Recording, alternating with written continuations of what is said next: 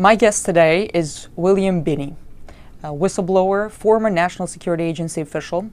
He was one of the first to reveal the agency's massive domestic spying program. Mr. Binney revealed that NSA sought and received access to telecommunications companies' domestic and international billing records, that it has intercepted somewhere between 15 to 20 trillion communications. Mr. Binney also claims that in order to cover its warrantless surveillance, the agency concealed it under the patriotic-sounding name Terrorist Surveillance Program. Mr. Binney, thank you so much for coming. In light of the Petraeus/Allen scandal, while the public is so focused on the details of their family drama, one may argue that the real scandal in this whole story is the power, the reach of the surveillance state.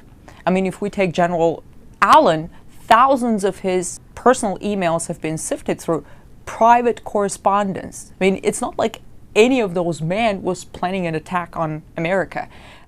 Does this scandal prove the notion that there is no such thing as privacy in a surveillance state?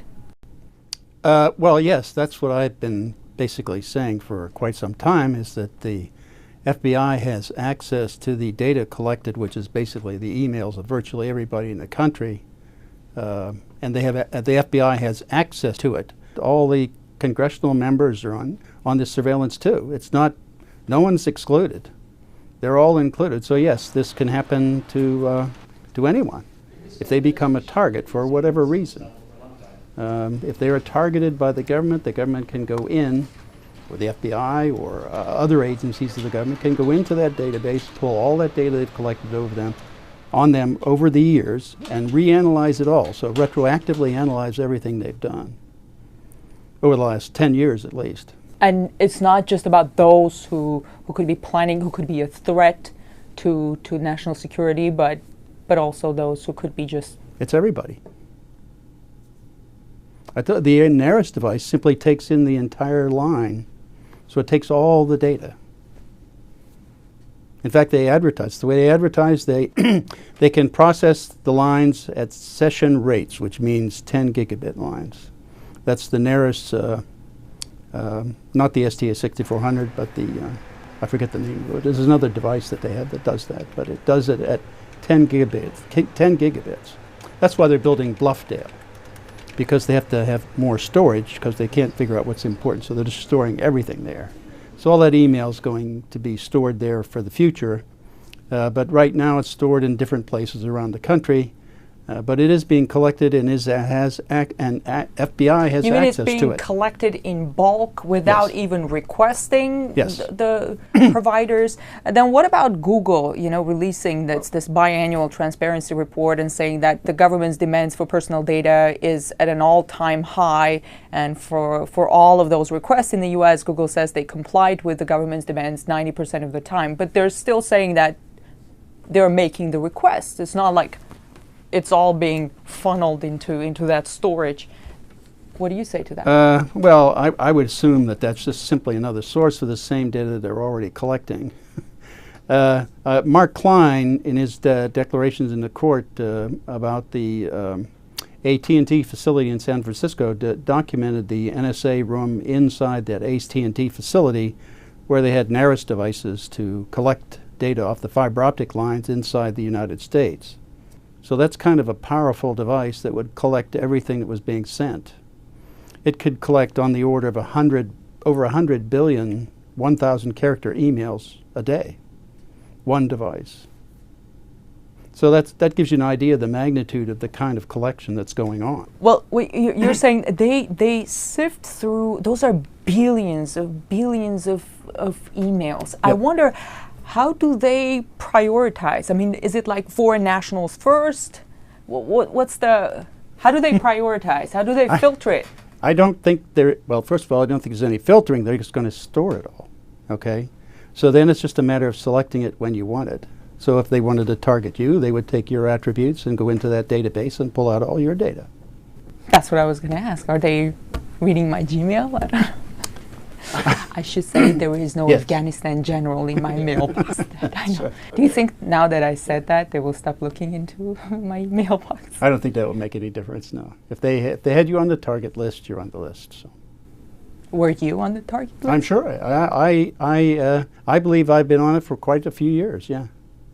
So I keep telling them everything I think of them in my email, so that when they read it, they'll understand what I think of them. Do you think we should all leave messages for the Absolutely, NSA sure. in our mailbox? Sure. Mr. Binney, you blew the whistle on the agency when George W. Bush was president. With President Obama in office, in your opinion, has anything changed at the agency? In the surveillance program, in what direction is this administration taking program? The change is that it's getting worse. They're doing more. That's why he is supporting the building of the Buffdale facility, which is over $2 billion they're spending on storage alone of data.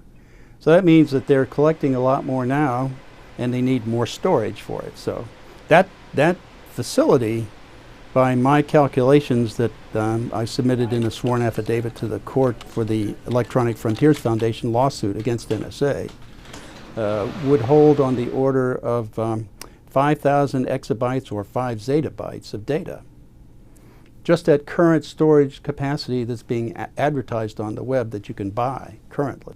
And that's not talking about what they have in the near future. Okay, so what are they going to do with all of that? Like, okay, they're storing it. Why should anybody be concerned? Well, if you ever get on their enemies list like Petraeus did, or for whatever reason, then you can be drawn into that surveillance. Do you think they were the General Petraeus, who was idolized by the same administration, or General Allen? Well, there's certainly some questions that have to be asked, like why were they targeted to begin with? What law were they breaking, or what probable cause did they have to begin even to surveil them? In the case of General Petraeus, one would argue that there could have been security breaches, something like that. But with General Allen, I don't quite understand, because what they were looking into were his private emails to this woman, and. Well, that's the whole point. Yeah, the whole point is what probable cause from the beginning. And why did they? I'm not sure what the internal politics is. Yeah, well, that's part of the problem. This government doesn't want things in the public. It's not a government, a transparent government. So whatever they're doing, whatever reason they had to and whatever the motivation was, I'm not privy to it, so I don't really know. But I certainly think that there was something going on in the background that made them target those fellows. I mean, otherwise, why would they be doing it? There is no crime there. It seems that the public is divided between those who think that the government surveillance program violates their civil liberties and those who say, I have nothing to hide, so why should I care? What do you say to those who think that shouldn't concern them? The problem is, if they think they're not doing anything that's wrong, they don't get to define that. The central government does. The central government defines what is right and wrong and whether or not they target you. So it's not up to the individual, even if they think they're doing something wrong. If their position on something is against what the administration has, then they could easily become a target. Tell me about the most outrageous thing that you came across during your work at the NSA. The violations of the Constitution and any number of laws that existed at the time. That was the part that I could not be associated with. That's why I left there.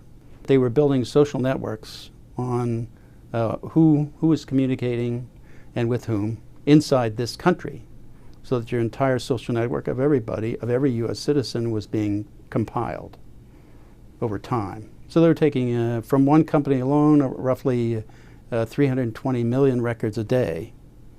That's how, over time, that's probably accumulated up to close to 20 trillion over the years.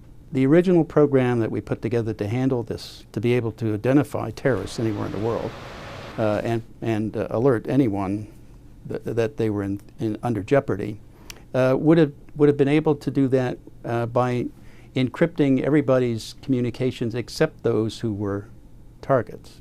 So that in essence you would protect their identities and the information about them until you could develop probable cause. And then once you showed probable cause, then you could do a decrypt and target them.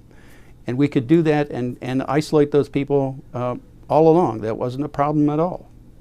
There was no difficulty in that. But it sounds very difficult and very complicated. Easier to take everything in and...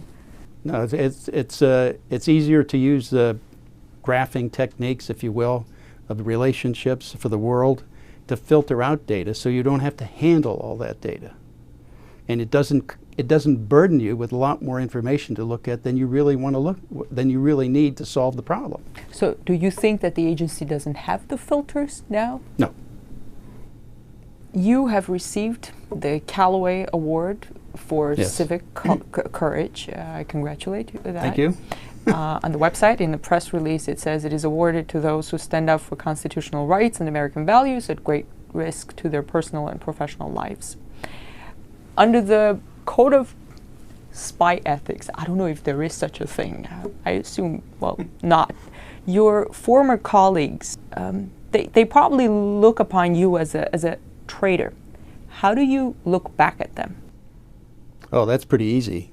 They're violating the foundation of this entire country, of our entire foundation of why this entire government was formed. It's founded with the Constitution and the rights given to the people in the country under that Constitution. They're in violation of that.